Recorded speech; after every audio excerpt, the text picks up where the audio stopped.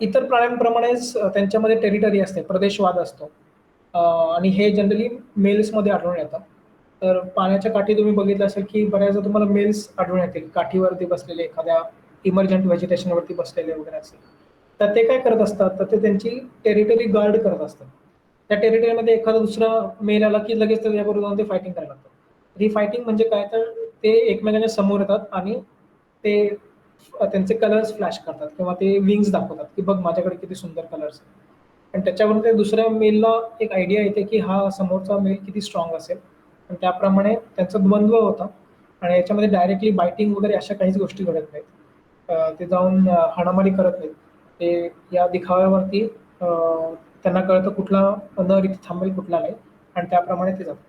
तर ह्यांचा जो प्रदेशवादाची जी फायटिंग असते किंवा ही ज्याला द्वंद्व म्हणता येईल असं, ते ज्यावेळी आपण बघायला जाऊ त्यावेळी ते फार सुंदर दिसतं. कारण ते दोन्ही मेल्स त्यांचे कलर्स एक्झिबिट करत असतात आणि त्यावेळी आपल्याला बघायला फार आनंद मिळतो. त्यांच्यासाठी वेगळं काहीतरी गोष्टी घडत असतात. पण दुर्बिणीतून तुम्ही जर बघितलं तर फारच सुंदर असा हा दिखावा मिळतो. बरेच ड्रॅगन फ्लाईज स्थलांतर पण करतात आणि त्यातला एक अतिशय महत्त्वाचा ड्रॅगन फ्लाय म्हणजे वॉन्डरिंग ग्लायडर किंवा भिंगोटा भटक्या, भिंगोरी असं त्याला बरीच नाव आहेत. हा जो ड्रॅगन फ्लाय आहे, अ, हा पिवळसर केशरी अशा रंगाचा बघायला मिळतो. आणि तुम्ही जर थोडासा विचार केला तर तुम्हाला लक्षात येईल, की जवळपास मान्सून जवळ यायला लागला, की मान्सूनच्या वेळी आपल्याला हवेमध्ये बरेच सारे चतुर असे एकत्र फिरतात असं दिसतं. तर ते दुसरे-तिसरे कोणी नसून हे भटक्या प्रकारचे असतात. आणि यांचं एक वैशिष्ट्य म्हणजे हे भारतामधनं समुद्राच्या वरती प्रवास करत दरवर्षी आफ्रिकेमध्ये जातात आणि मग आफ्रिकेतनं भारतामध्ये येतात. आणि हा जो सगळा प्रवास आहे, हा जवळपास 17,000 किलोमीटर्सचा प्रवास आहे, जो समुद्रावरनं केला जातो. आणि तुम्ही आता या मॅपमध्ये पण इथे बघू शकता या नकाशात, की भारत आणि आफ्रिकेमध्ये त्यांनी जो रूट दाखवलेला आहे, त्या रूटवरती लँड काही नाहीये. म्हणजे अतिशय छोट्या प्रमाणात फक्त ते मालदीव्सचे आयलँड्स आहेत, बेटं आहेत, त्याच्या व्यतिरिक्त काही नाहीये. त्याच्यामुळे हे जे भटक्या प्रकारचे प्रजातीमधले जे अ, जे चतुर आहेत, हे कंटिन्युअसली उडत दुसऱ्या कॉन्टिनेंटवरती जातात आणि जगातलं सगळ्यात मोठं इन्सेक्ट मायग्रेशन, लाँगेस्ट इन्सेक्ट मायग्रेशन जे आहे ते चतुरांचंच आहे. 17,000 किलोमीटर्स प्रवास समुद्रावरनं. तर अतिशय पॉवरफुल किंवा टॉलरन्स ज्याला म्हणता येईल, असा दाखवता येईल असा हा कीटक मानला जातो. तर याच्या म्हणजे हाचा जो प्रवास आहे, हा प्रवास आपल्याला कळायला बरीच वर्ष गेली आणि त्याची पण एक सुंदर स्टोरी आहे जी की त्याचा एक टेड टॉक आहे जो मी तुम्हाला अवेलेबल करून देईन. की एक सायंटिस्ट होते मालदीव्सचे मरीन बायोलॉजिस्ट आणि त्यांनी हे इन्सेक्ट्स बघितले की ते दरवर्षी काही महिन्यांमध्ये ते दिसतात. तर त्यांनी याच्याबद्दल जास्त माहिती मिळवायचा प्रयत्न केला तर त्यांना कळलं की हे दरवर्षीचंच दिसतंय. आणि मग त्यांनी कुठनं येत असतील असा त्यांना प्रश्न पडला. मग त्यांनी भारतामधल्या काही रिसर्चर्सना कॉन्टॅक्ट केला, माडागास्कर आणि आफ्रिकेतल्या काही लोकांना केला आणि त्याच्यावरनं त्यांनी डेट्स ठेवल्या, की कधी ते तिकडे दिसतात, कधी इकडे दिसतात. त्याच्यावरनं त्यांनी एक प्रवासाचा आलेख काढला आणि नकाशा तयार केला. चार्ल्स अँडरसन नावाचे ते सायंटिस्ट होते. त्यांचा एक सुंदर टेक टॉक आहे आणि त्यांनी 14 वर्ष हा अभ्यास केला आणि त्यातनं त्यांना कळलं, की हे मायग्रेशन होत आहे आणि हे दरवर्षीच आहे. तर अतिशय सुंदर अशी ही माहिती आहे स्थलांतरणाबाबत, ज्याच्याबद्दल आता नंतर बऱ्याच सायंटिस्टने रिसर्च केला आणि त्यातनं त्यांना असं कळून चुकलं, की ज्यावेळी मायग्रेशन होत असतं, हे स्थलांतर ज्यावेळी होत असतं, त्यावेळी हा एक सिंगल ग्रुप नाही जात. त्याच्यामध्ये बऱ्याच जनरेशनचे कीटक असतात. म्हणजे अ, ज्यावेळी म्हणजे त्याच्यामध्ये काही ओल्ड कीटक असतील, काही म्हणजे काही यंग कीटक असतील, ते सगळे एकत्रच जातात. काही कीटक मागे राहतात, काही पुढे जातात आणि हे कंटिन्युअसली एक प्रोसेस ही त्यांची सुरू राहते. तर सगळ्यात महत्त्वाचा प्रश्न जो मला नेहमी विचारला जातो, की "चतुरांचा तू अभ्यास कशाला करतोयस? त्यातनं तुला काय मिळतं? तुमचा मानवाला काय उपयोग?" आणि हा फार ऑब्व्हियस क्वेश्चन आहे. म्हणजे याच्यात काहीच वावगं नाहीये, की म्हणजे कीटकांचा आपल्याला काय मुळात उपयोग आहे हेच आपल्याला बऱ्याचदा माहिती नसतं.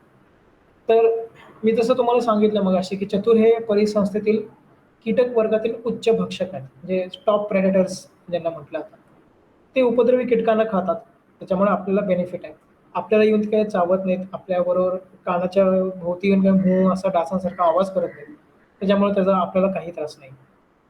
ते पिकांवरती पडणारी कीड असेल, नाकतोडे असतील किंवा डास असतील, हे सगळे खाऊन त्यांचं संख्या नियंत्रणामध्ये ठेवतात आणि त्याच्यामुळे आपल्याला इकोसिस्टम सर्व्हिसेस त्यांच्याकडनं मिळतात. चतुर ज्यावेळी मरतात किंवा चतुर जे मारतात, त्या दोन्ही घटकांमुळे न्यूट्रिएंट सायकलिंग होतं आणि न्यूट्रिएंट सायकलिंगमुळे एक अतिशय महत्त्वाचा इकोसिस्टम सर्व्हिस ते प्रोव्हाईड करतात. याच्या व्यतिरिक्त बऱ्याच कल्चर्समध्ये, बऱ्याच संस्कृतींमध्ये कवी, चित्रकार आणि जे इतर कलाकार आहेत, त्यांनी चतुरांना त्यांच्या कलाकृतींमध्ये अजरामर केलेलं आहे. त्यांचं नोंद ठेवलेली आहे आणि ग्लास पेंटिंग्समध्ये म्हणा किंवा कवितांमध्ये म्हणा, अशा बऱ्याच ठिकाणी तुम्हाला चतुरांविषयी माहिती आणि एक इन्स्पिरेशन म्हणून ते बघितलं जातं. हे आपल्या बालपणाच्या सोबती आहेत. आपण बऱ्यापैकी ॲटलीस्ट माझ्या वयाच्या किंवा माझ्यापेक्षा मोठ्या बऱ्याच लोकांनी लहानपणी चतुरांबरोबर खेळले पण असतील. बऱ्याच ठिकाणी गावांमध्ये त्यांच्या ॲब्डोमेनला दोरा बांधून त्यांना उडवलं जातं आणि हेलिकॉप्टर, हेलिकॉप्टर म्हणून लोकं खेळतात. सो बालपणीचे सोबती पण आहेत ते आपले. सगळ्यात महत्त्वाचं म्हणजे यांचे जे पंख आहेत, त्यांचं जे एरोडायनामिक नेचर आहे, ते बघून हेलिकॉप्टर्सचे विंग्स बनवलेले आहेत. विंड मिल्स, पवनचक्क्या ज्या आहेत, त्यांचे विंग्स बनवलेले आहेत. आणि याच्या व्यतिरिक्त त्यांच्या व्हिजनवरती पण आता बराच अभ्यास सुरू आहे, की त्यांचा कंपाऊंड आईज जे आहेत, ते 15 ते 30 ऑप्सिन जीन्स आहेत. त्यांना कसं कलरफुल वर्ल्ड दिसत असेल वगैरे याच्याविषयी पण बराच आता अभ्यास सुरू आहे सध्या. याच्या व्यतिरिक्त काही लोकांनी ड्रॅगन फ्लाईजमध्ये काही मायक्रोचिप्स ॲड करून, म्हणजे लाईव्ह ड्रॅगन फ्लाय, तो जिवंत ड्रॅगन फ्लाय आहे, त्याच्यामध्ये काही मायक्रोचिप्स ॲड करून त्याला ॲज अ टायनी ड्रोन किंवा टायनी स्पाय मशीन म्हणून डेव्हलप करता येईल का, याच्यावर पण काही एक्सपेरिमेंट सध्या सुरू आहेत. तर ते किती एथिकल आहे किंवा काय, त्याबद्दल तो एक वेगळा वादाचा मुद्दा आहे. पण असे वेगवेगळे काही उपयोग माणूस करून घेत आहे चतुरांचे. माझ्याकडे इथे काही ॲक्सेसरीज आहेत, की ज्या मला तुम्हाला दाखवायला आवडतील. आता इथे तुम्ही बघू शकता, की हे चतुरांविषयी अ, एक छोटंसं एक डायरी, याच्यावरचे एक चित्र आहे तुम्हाला दिसतंय. तर कसे कलाकृतींमध्ये हे अजरामर झालेले आहे. माझ्याकडे अजून एक इथे डायरी आहे, त्याच्यावरती एक चतुरांचं अजून एक चित्र आहे. सुंदर असा चतुर आहे आणि त्याचं शेपूट जे आहे तिथे लिहिलंय फ्लाय. सो ड्रॅगन फ्लाय असं त्याचं आहे. आणि इथे माझ्याकडे एक छोटंसं एक नेकलेस आहे, पेंडंट आहे. तर अशा ज्वेलरीमध्ये पण किंवा ॲक्सेसरीजमध्ये पण बऱ्याच ठिकाणी चतुरांचा वापर आणि चतुरांना अजरामर केलेला आहे. सो हे जे चतुर आहेत, हे सगळे परिसंस्थेचे द्योतक आहेत. इकॉलॉजिकल इंडिकेटर्स अतिशय महत्त्वाचा असा रोल ते त्याच्यामध्ये बजावतात. जसं मी तुम्हाला सांगितलं, काही चतुर जे आहेत ते प्रदूषित पाण्यात सापडतात. काही जे आहेत ते क्लिअर वॉटरमध्ये सापडतात. बरेच जे प्रदेशनिष्ठ असे चतुर जे आहेत, वेस्टर्न घाट्स, पश्चिम घाटात सापडणारे प्रदेशनिष्ठ चतुर, ते बऱ्यापैकी प्रायमरी माउंटेन स्ट्रीम्स किंवा जे अतिशय घनदाट जंगलांमध्ये दिसणाऱ्या ज्या ओढे किंवा नदी, नाले आहेत, त्याच्यामध्ये सापडणारे असे ते आहेत. तर याचा अर्थ त्यांचं जे इव्होल्यूशन झालं असेल, त्यावेळी त्यांनी हा पर्टिक्युलर हॅबिटॅट अधिवास प्रेफर केलेला असेल आणि तो अधिवास जर नष्ट झाला, तर त्यातनं ते एंडेमिक ड्रॅगन फ्लाईज पण नष्ट होतील. तर तुम्ही जर एक फेरफटका मारला नदी किनारी किनारी किंवा तळ्याकाठी, तर तुम्ही जे तुम्हाला जे ड्रॅगन फ्लाईज दिसतात, त्यांची जर तुम्ही नोंद करून ठेवली, तर त्यातनं पण तुम्हाला कळू शकतं, की इथली वॉटर क्वालिटी कशा प्रकारची असू शकते. ज्यामध्ये कुठल्या प्रकारचे स्पेशीज तुम्हाला आढळून येतात. तर याच्यावरनं पण बरीच माहिती आपण काढू शकतो आणि इनफॅक्ट आता बऱ्यापैकी जे EIA होतात, एन्व्हायर्नमेंटल इम्पॅक्ट असेसमेंट, त्याच्यामध्ये ड्रॅगन फ्लाईज पण आता एक इंटिग्रल पार्ट म्हणून टाकलेले आहेत आणि ड्रॅगन फ्लाईजचा पण सर्व्हे करणं गरजेचं आहे. कारण त्याच्यावरनं वेटलँड्सची हेल्थ कळून येते. तर मी तुम्हाला जसं मगाशी सांगितलं, की डासांची संख्या चतुर नियंत्रणात ठेवतात आणि एका संशोधनाप्रमाणे एक चतुर जवळपास 30 ते 100 डास खाऊ शकतो. आता इथे जो हा फोटोग्राफ आहे, त्याच्यामध्ये तुम्ही बघू शकता, की ही कोरोमंडल मार्श डाट, जी एक छोट्याशा डासाला खाते आणि बहुतेक हा डेंग्यूचा डास असेल. कारण त्याचे तुम्ही जर पाय बघितले, तर ते काळे आणि पांढरे पट्टे त्याच्यावर दिसतात. तर म्हणजे अशा प्रकारे इकोसिस्टम सर्व्हिसेस आपले चतुर आणि टाचण्या दोघंही देतात. चला आता आपण बोलूया महाराष्ट्रातली चतुर आणि टाचण्या आणि ते किती आहेत, ते कुठे सापडतात, त्यांच्याबद्दल काय माहिती आता अवेलेबल आहे वगैरे. तर मी जसं तुम्हाला पूर्वी सांगितलं, की साधारण 140 प्रजाती आपल्याला आढळून येतात महाराष्ट्रामध्ये आणि इथे एक नकाशा दाखवलाय. हा एक पेपर आम्ही काही वर्षांपूर्वी पब्लिश केला होता. डॉक्टर टिपळे, आशिष टिपळे आणि मी. Wooden out of Maharashtra India with notes on species distribution हा जर्नल ऑफ इन्सेक्ट सायन्समध्ये पब्लिश झालेला होता. तर याच्यामध्ये आम्ही आत्तापर्यंत इन्सेक्ट्सचे कुठले कुठे सर्वे झालेत, चतुर आणि टाचण्यांचे पूर्ण महाराष्ट्रात, आणि कुठले असे एरिया आहेत की जिथं झालेले नाहीयेत, जिथनं माहिती आपल्याला अवेलेबल नाहीये, याचं एक सर्वेक्षण आम्ही केलं होतं. आणि त्यात आम्हाला असं आढळून आलं की तुम्ही आता महाराष्ट्राचा हा जो भाग बघता याच्यामध्ये वेगवेगळे रंग दिसतात.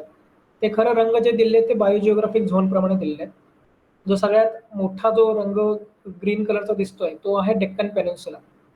तर डेक्कन पेनिन्सुलामध्ये मोस्टली महाराष्ट्राचा भाग पडतो. त्याच्या व्यतिरिक्त वेस्टर्न घाट्स आणि वेस्टर्न घाटचा किनारा हा सगळा जो भाग आहे तो पडतो. या सर्वेक्षणाप्रमाणे आम्हाला असं आढळून आलं की जो सेंट्रल महाराष्ट्र आहे, जो मध्य महाराष्ट्र आहे किंवा जो मध्य आणि दक्षिण महाराष्ट्र असा जो भाग आहे, इथं फार कमी प्रमाणात सर्वे झालेले आहेत. याचा अर्थ हा भाग जो आहे याच्यातनं आपल्याला काही जास्त माहिती अवेलेबल नाहीये, तर ती करून घेणं गरजेचं आहे. तर त्याप्रमाणे आम्ही काही नवीन प्रोजेक्ट सुरू केले. आम्ही काही इतर लोकांना त्याच्यामध्ये इन्व्हॉल्व करून घेतलं आणि हे प्रोजेक्ट्स करायला सुरुवात केली. आता मी तुम्हाला सांगितलं की 140 जातींचा शोध किंवा आढळून आलेले आहेत महाराष्ट्रात. पण नवीन नवीन जाती शोधल्या जातात. सध्या आता रिसेंटली मागच्याच वर्षी ही सेरियाग्रॅन क्रोमोथोरॅक्स किंवा सिंधुदुर्ग मार्श डार्ट नावाची टाचणी सापडली आणि ही थोडीशी वेगळी आहे. हिचा रंग तुम्ही बघू शकता पिवळसर आहे, जास्त ब्राईट येलो कलरचा आहे. तर ही सिंधुदुर्गातनं सापडली आणि ती आता 1-2 अजून ठिकाणी सापडलेली आहे.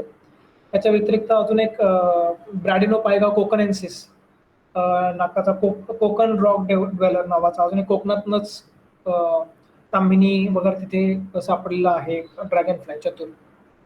सो म्हणजे नवीन नवीन शोध पण लागत आहेत आणि त्याच्या व्यतिरिक्तही आपल्याकडे काही एरिया आहेत किंवा काही रिजन्स आहेत की जिथनं इन्फॉर्मेशन अजून अवेलेबल नाही.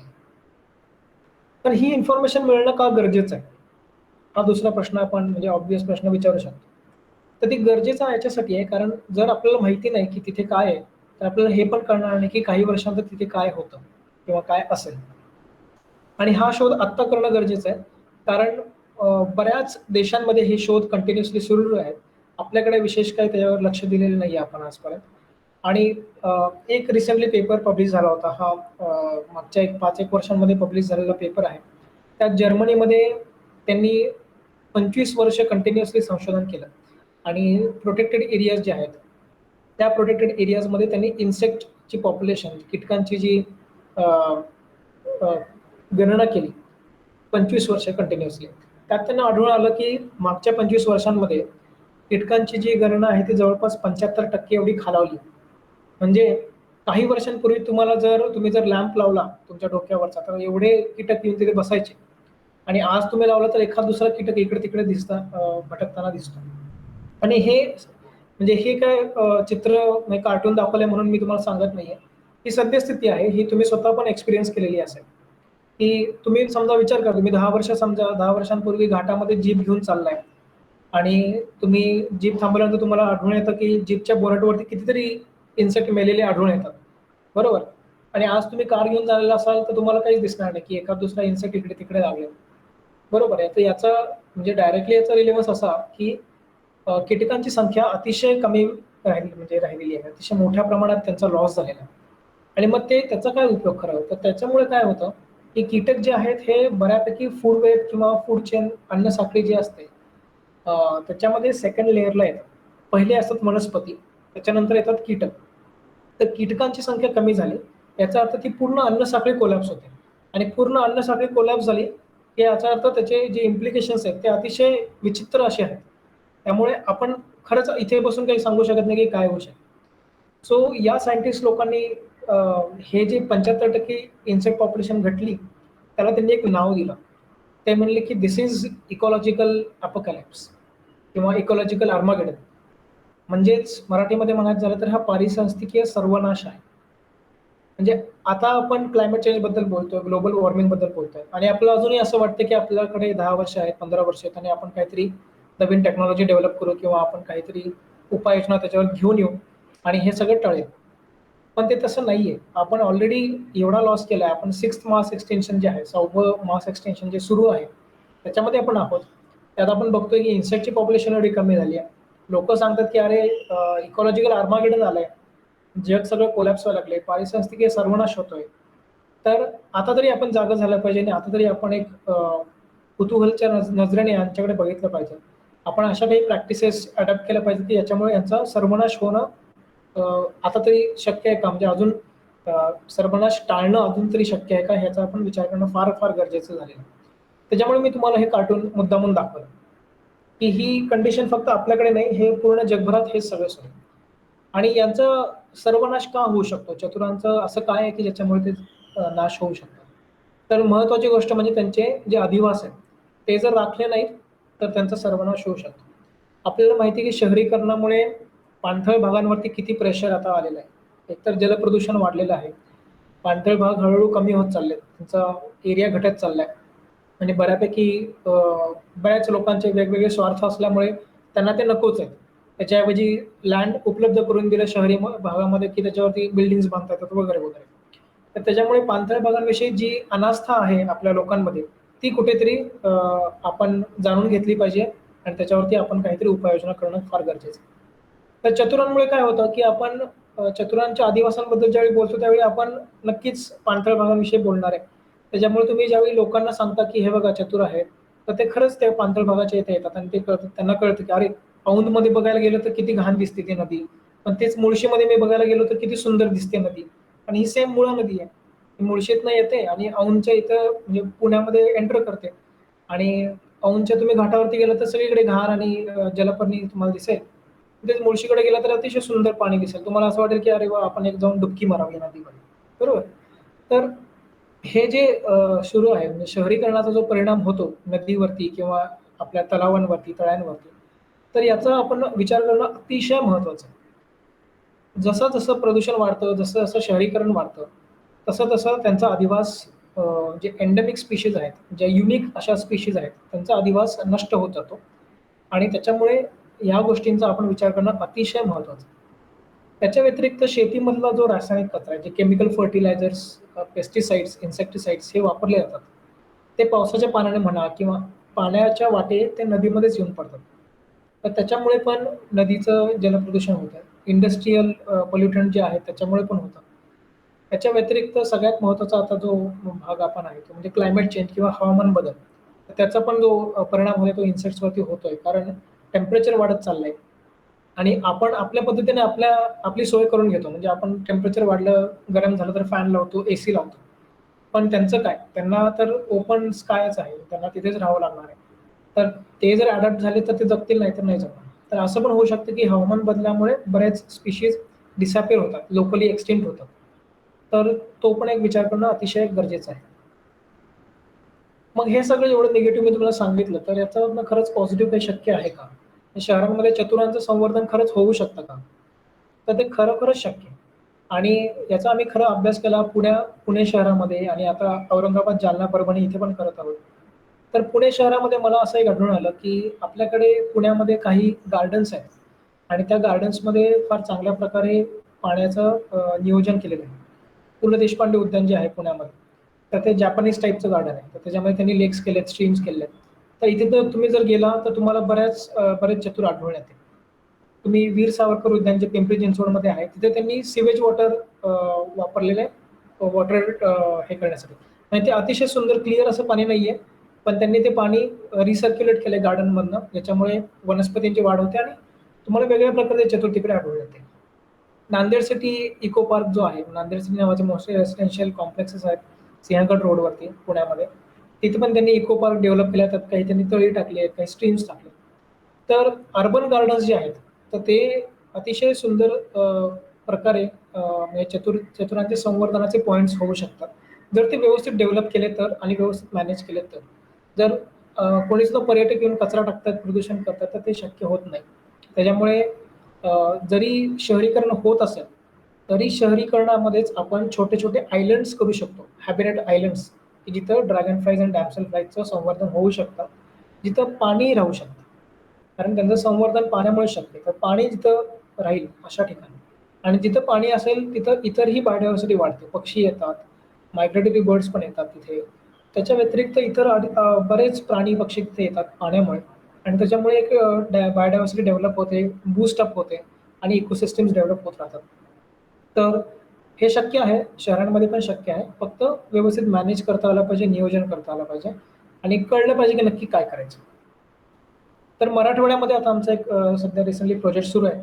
त्याच्यामध्ये आम्ही औरंगाबाद, जालना आणि परभणी या 3 डिस्ट्रिक्ट्समध्ये मेनली श चतुरांवरती संशोधन करतोय आणि मुलांना इन्व्हॉल्व करून, लोकांना इन्व्हॉल्व करून त्यांचं संशोधन केलं जातं. हा जो प्रोजेक्ट आहे, हा मला प्रकृती रिसर्च फेलोशिपच्या अंडर मिळालेला आहे आणि ही जी प्रकृती रिसर्च फेलोशिप आहे, ही कार्पे इंडिया यांच्यामार्फत ती मिळते आणि grind master machines private limited यांनी मला तो फंडिंग दिलेला आहे.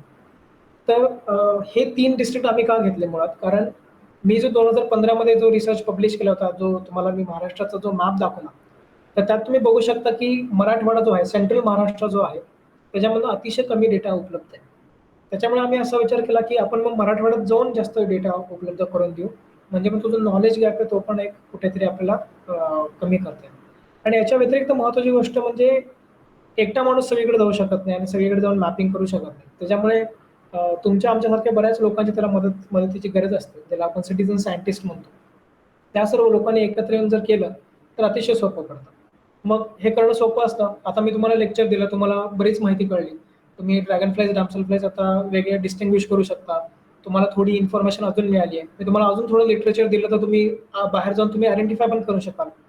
सो नाऊ म्हणजे हे कॅपॅसिटी बिल्डिंग झालं एक प्रकारे आणि ते तुम्ही वापर करून आहे तो अक्युमुलेट करू शकता, डिपॉझिट करू शकता, की ज्याच्यामुळे आम्हाला सर्वच रिसर्चर्सना उपलब्ध होऊ शकेल.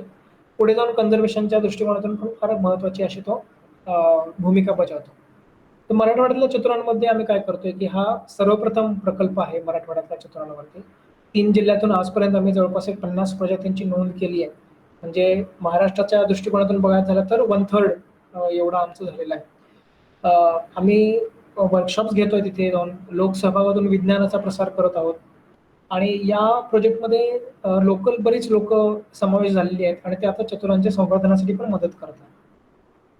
तर म्हणजे हे सतत न्यूजपेपरमध्ये वगैरे येत असतं.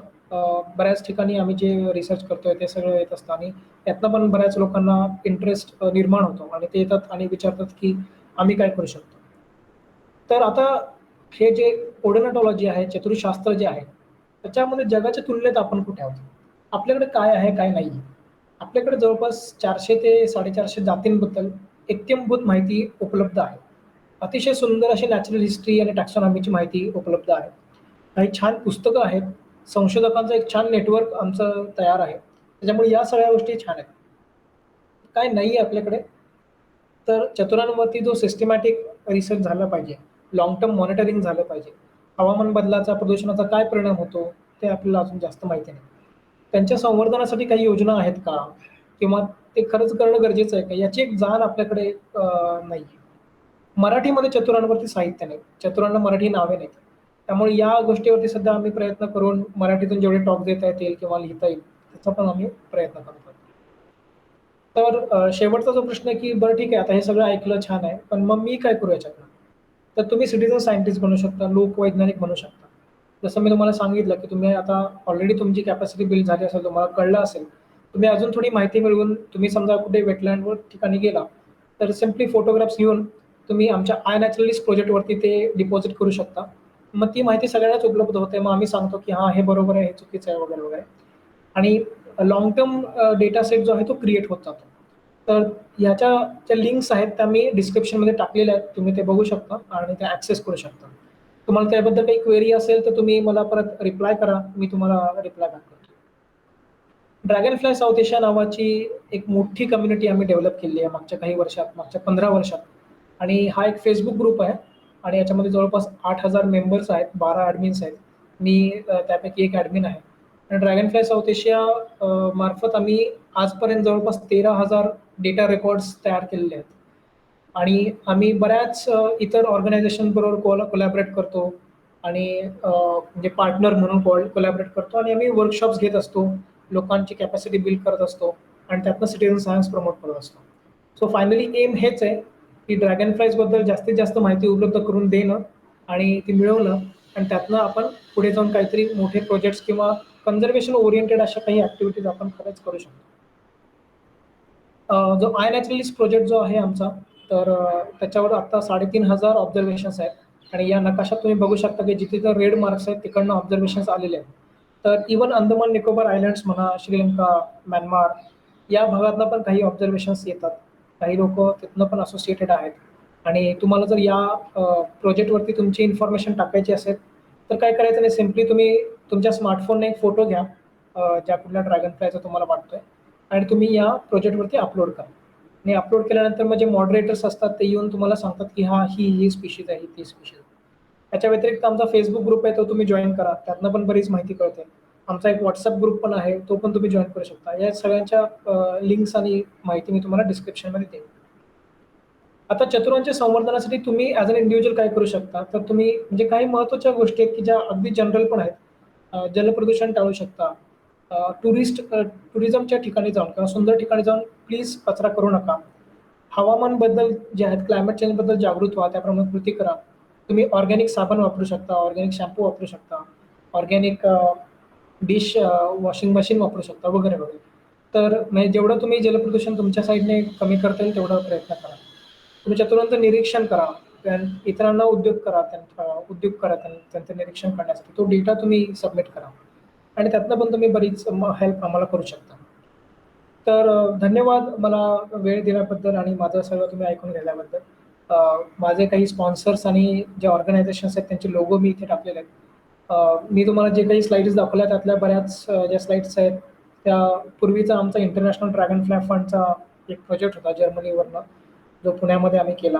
तर तो त्याच्याबद्दल आहे.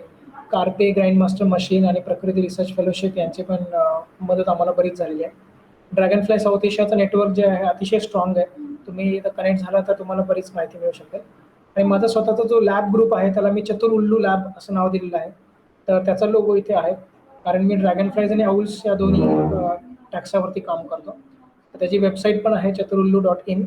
त्याच्यावरती पण तुम्ही जाऊन आमचं काम बघू शकता. सो धन्यवाद.